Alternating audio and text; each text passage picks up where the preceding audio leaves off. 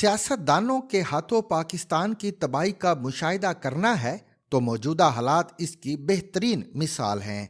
इनके रवैये देखें, इनकी तरजीहात पर नज़र दौड़ाएं तो अफसोस होता है कि हमारी सियासी अशराफिया ने माजी से कोई सबक नहीं सीखा। उनके लिए ना तो मुल्क अहम है ना ही अवाम। उनकी सारी सियासत अपने ज़ाती और सियासी मफादात के इर्द गिर्द घूमती है। उनकी सियासत का मकसद सिर्फ और सिर्फ इक़्तिदार पर कब्ज़ा बरकरार रखना या इक़्तिदार का हसूल है। चाहे इसके लिए जो भी करना पड़े वो करने के लिए तैयार हो जाते हैं। अपने सियासी मफादात का टकराव अगर मुल्क के मफाद से हो तो ये सियासतदान अपने ज़ाती मफादात को मुकद्दम जानते हैं और उन्हीं के हसूल के लिए काम करते हैं। इसका चाहे मुल्क को कितना ही नुकसान क्यों ना हो। चाहे पीडीएम या इमरान खान की तहरीक इंसाफ, दोनों का इसमें बराबर का किरदार हो। इमरान खान ने अपनी हुकूमत के खात्मे से पहले मईशत के साथ जो खिलवाड़ किया वो सब पर अयां है। पीडीएम की हुकूमत आने के बाद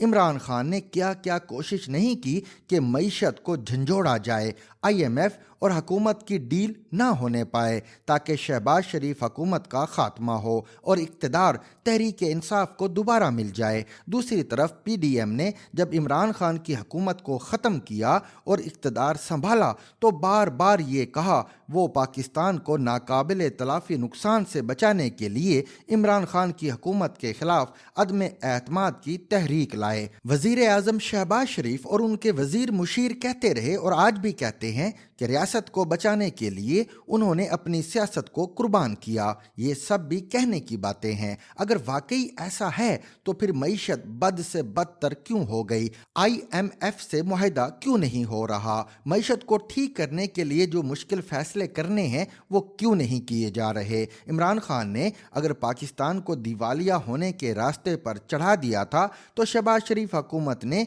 मुल्क को दिवालिया होने के किनारे पर पहुंचा दिया है। मुल्क दिवालिया होने जा रहा है, जिसे बचाने के लिए हुकूमत और अपोजिशन को मिल बैठकर मुल्क को डिफॉल्ट होने से बचाने और इसकी बेहतरी के लिए इत्तफाक राय कायम करना चाहिए। लेकिन दोनों फरीक ही ऐसे सियासी तमाशे में मशगूल हैं जिसे देखकर सियासत से नफरत हो जाती है।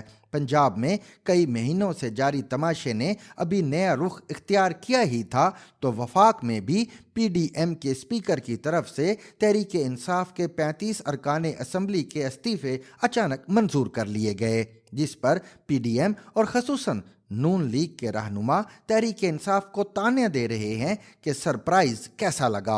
गुज़िश्ता हफ्ते यही ताना तहरीक इंसाफ, नून लीग और पीडीएम वालों को उस वक्त दे रही थी जब पहले वज़ीर आला पंजाब परवेज़ इलाही ने सूबाई असम्बली से अचानक एतमाद का वोट हासिल कर लिया और फिर दूसरे दिन गवर्नर को असम्बली तहलील करने की एडवाइस भेज दी। ये दोनों सियासी मुखालिफ एक दूसरे को नीचा दिखाने के लिए हर रोज़ घंटों सोच विचार करते हैं, मीटिंग्स पर मीटिंग्स बुलाते हैं, अपने अपने सियासी इत्तेहादियों के साथ मुशावरत करते हैं, लेकिन उनके पास मुल्क को दरपेश मुआशी चैलेंजेस के हल के लिए वक्त नहीं।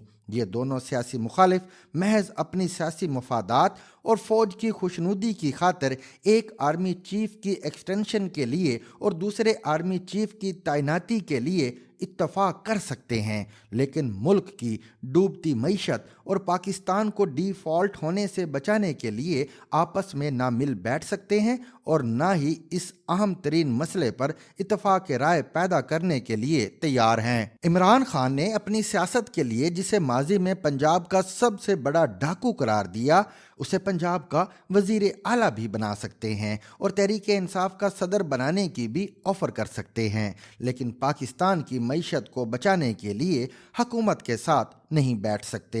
यही हाल नून लीग और वज़ीर आज़म शहबाज शरीफ का है, जो माजी में आसिफ अली जरदारी की करप्शन पर क्या कुछ नहीं कहते थे और ये ऐलान करते थे कि जब हुकूमत मिली तो जरदारी को सड़कों पर घसीटेंगे और उनका पेट चीर कर करप्शन का पैसा वसूल करेंगे।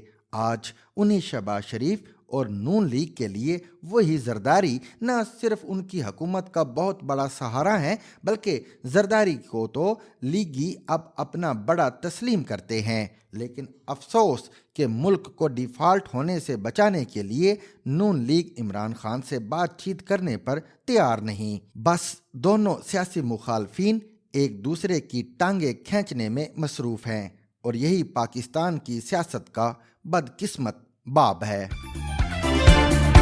For more informative videos with Chaudhary Javed, subscribe to our YouTube channel. Zigzag News. We make it special.